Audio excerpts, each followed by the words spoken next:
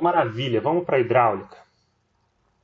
Olha só, o primeiro conceito extremamente importante e que aqui no Brasil, né, começou a valer a partir da década de 80, basicamente, né, foi incluído na norma, é a tensão trativa, ou chamada tensão da haste. Essa tensão ela é definida como uma tensão tangencial exercida sobre a parede do conduto pelo líquido que está escoando. Então, a gente faz esse cálculo para considerar que esse líquido que exerce um arraste no fundo da tubulação, esse arraste seja suficiente para remover partículas, para que as partículas não fiquem sedimentadas na tubulação e não impeçam o fluxo, né, e também não provoquem mau cheiro, né, não provoquem a formação de gás sulfídrico.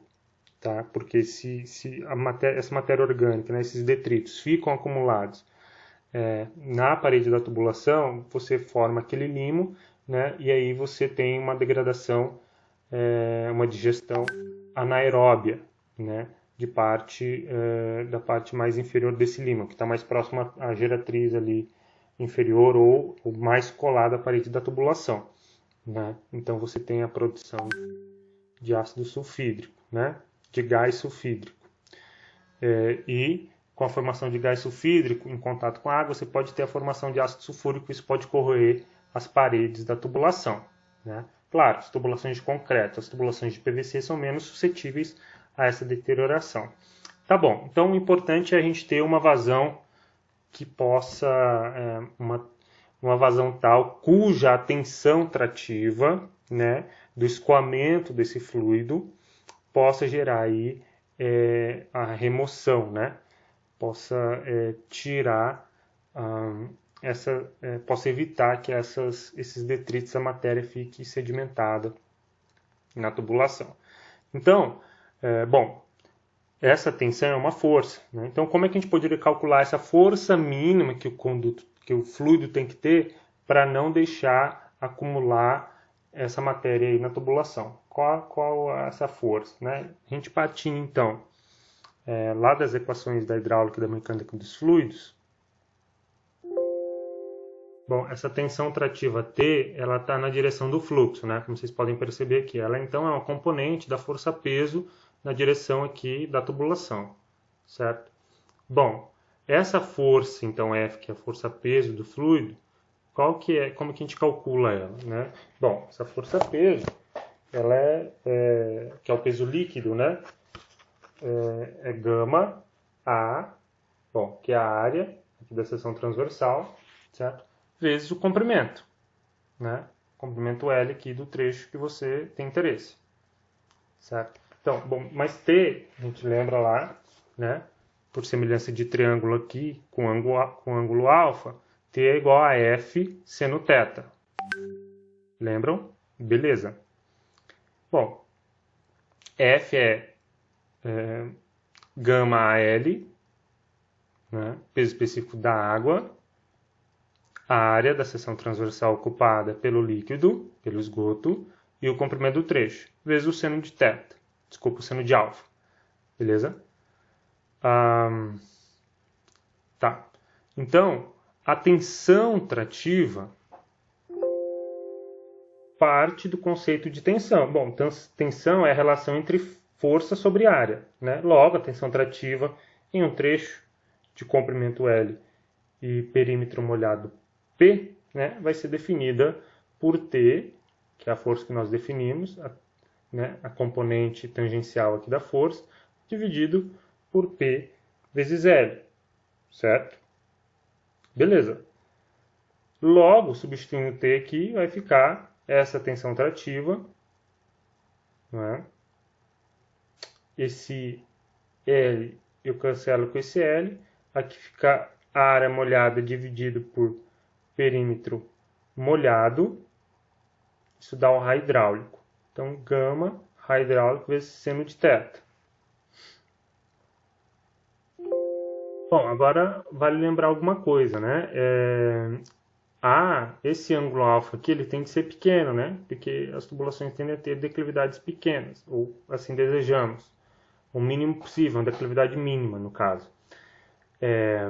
Né? Claro, para a gente poder evitar muita remoção de terra, né? Muita escavação. Então, se o alfa é pequeno, o seno de alfa ele tende a ser aproximadamente igual à tangente do alfa. Bom, a tangente desse ângulo é a declividade da tubulação.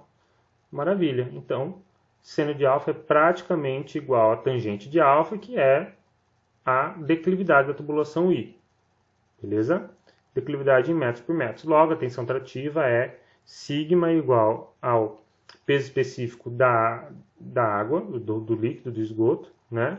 Vezes o raio hidráulico, vezes a declividade do tubo.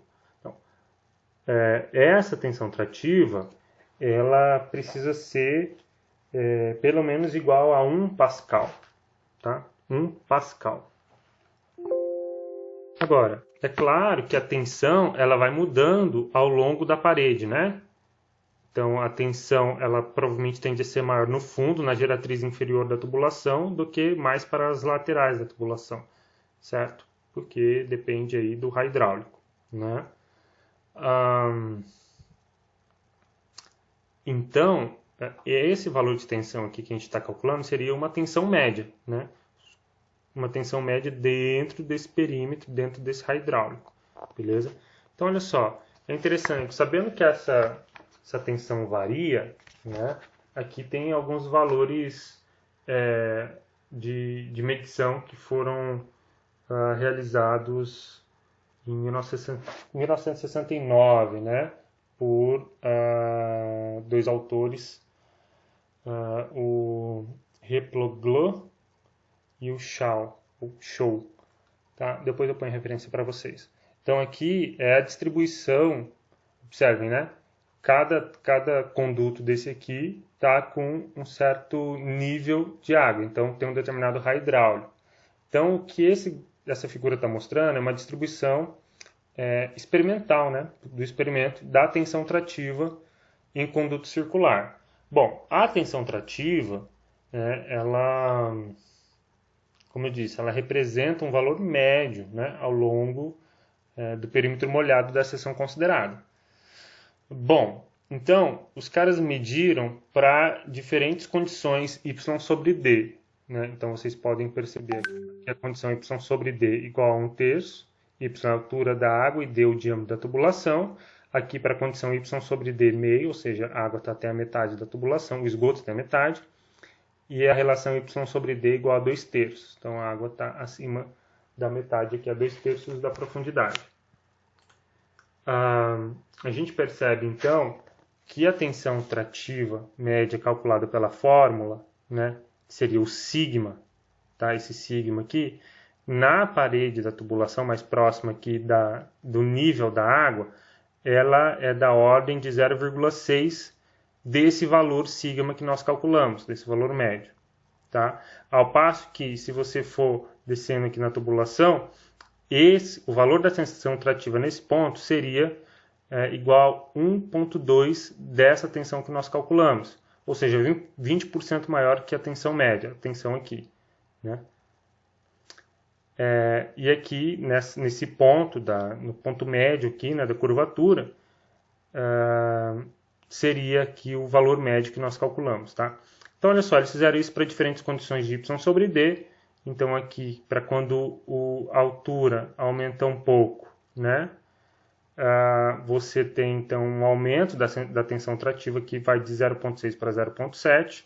E aqui, quando vai para a relação y sobre d 2/3, vai para 0,9. E a tensão na geratriz inferior aqui sai de 1,2 e vai para 1,05, diminui. E para quando a relação y sobre d é 2/3, diminui mais um pouco, vai para 1,02. Então aqui, o que a gente pode perceber? Quanto menor a relação y sobre d, maior a tensão trativa, né, na geratriz inferior do tubo. Certo? Quanto menor a relação y sobre d, maior a tensão trativa na geratriz inferior do tubo. Né? Agora, quanto maior a relação y sobre d,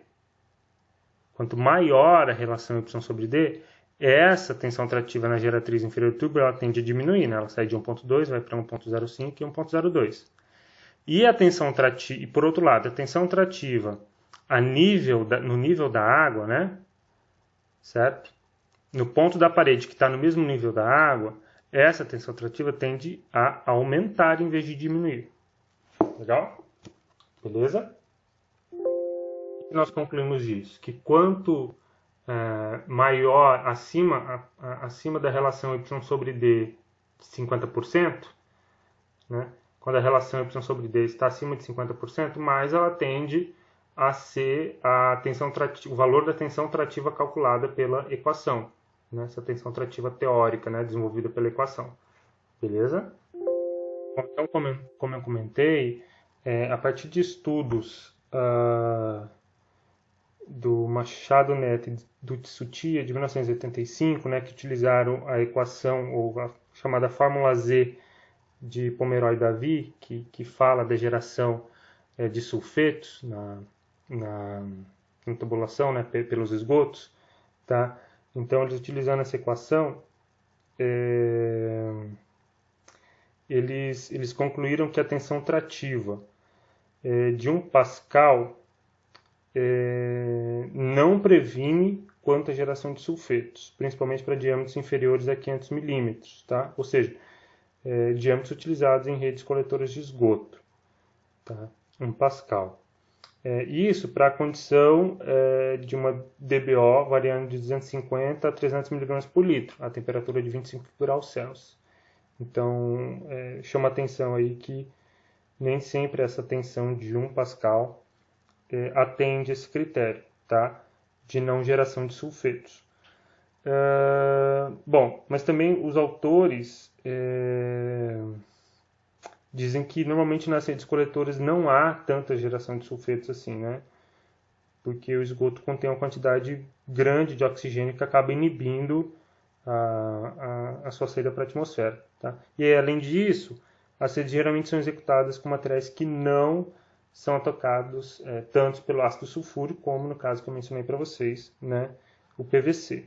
Tá? Então, bom, a tensão de 1,5 Pascal, tá, praticamente inibe a formação de sulfetos em coletores acima de 500 milímetros.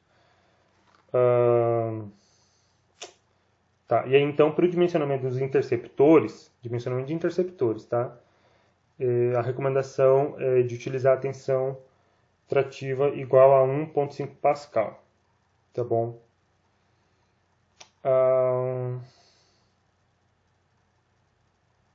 Bom, foi observado também na pesquisa que a tensão trativa de 1 Pascal atende às condições de autolimpeza, tá? Tanto para redes coletoras quanto para interceptores. Então, assim,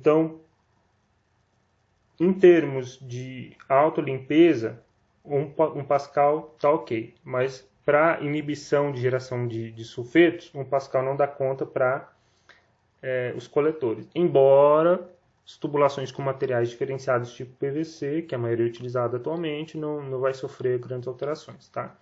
Então, aqui eu abordei a questão da autolimpeza das tubulações e da geração de sulfetos. Beleza? Bom, então a gente pode estar interessado em calcular uma declividade mínima para a tubulação de forma que ela atenda esse conceito da tensão trativa. Certo? Então vamos lá. A gente parte lá da equação de conduto, né? Da equação lá de Chezy, da hidráulica, né? O coeficiente vezes a área, que é raiz quadrada do raio hidráulico vezes a declividade. A equação de Manning vai dizer que esse coeficiente é igual a 1 sobre n raio hidráulico elevado a 1/6, tá? Claro, depois de colocar aqui vai ficar raio hidráulico elevado a 2/3. Né? Então, bem, combinando essas duas equações, né, a equação de Manning com a equação da tensão trativa, chega-se a uma declividade mínima para atender a tensão trativa, né, que é essa daqui. Tá? Então, na verdade, o que se faz é pegar o raio hidráulico vezes a declividade que tem aqui na equação da tensão trativa, comparar isso com a equação de Manning e fazer a substituição de uma na outra, né? E reorganizar aqui os termos. Então, a gente poderia achar uma declividade que seria mínima porque atenderia esse critério da tensão trativa de igual a 1 Pascal, beleza? Então, a equação ficaria desse jeito, né? I é igual a parênteses N, que é o coeficiente de Manning, para o coeficiente de Manning 0,013, né? Normalmente, que é concreto, ou quando está um pouco mais... embora a tubulação possa ser mais fina, né? Menos rugosa, como PVC, ao longo do tempo pode ter um desgaste, né? Então, a gente mantém 0,013, tá? Se a gente substituir 0,013 nessa equação aqui, beleza? E considerar diâmetros variando de 100 milímetros a 400 milímetros, e a relação y sobre d igual a 0,75, a gente chega nessa equação de declividade. Tá? Então, adotando o valor desse parâmetro para dentro dessa equação aqui, a gente chega que a declividade mínima para uma tubulação de N 0,03 é igual a 0,0055, vazão elevado a menos 47. Essa vazão aqui a gente tem que entrar em litro por segundo. Então, a gente consegue calcular, olha só, a declividade mínima da tubulação que respeite tensão trativa, ou seja, que não vai deixar sólido se acumular e vai diminuir a questão de problemas com sulfetos. Tá? Então, ficou fácil, né? Basta a gente aplicar a declividade aqui em função da vazão. Então, se a gente calculou a vazão do trecho, a gente já aprendeu a calcular, joga o valor da vazão aqui e calcula a declividade mínima para aquele trecho. Beleza? E aí, então, se a gente tem a cota de montante, com a declividade a gente tem a cota de jusante. E aí a gente vai marcando, né, os PVs com as devidas cotas. Beleza? Esse aqui é só um gráfico para mostrar aquela relação da onde que tirou a curva, né? Essa fórmula aqui da declividade, tá? Então a gente plota aqui os valores das vazões em função da declividade para cada um desses parâmetros. E aí ajusta essa equação aqui e deu esse valor, tá? Que eu já apresentei para vocês no slide anterior e que está aqui, declividade mínima. Beleza? Então, olha só, eu mostrei a de coeficiente de Manning igual a 0,013, mas dependendo do coeficiente de Manning, que pode ser alterado, né, a gente tem aqui já as equações definidas, né, feito um ajuste semelhante a esse aqui. Beleza? Então, para 0,09, o coeficiente aqui é 0,065 e o expoente é menos 0,49. Tá? Bom,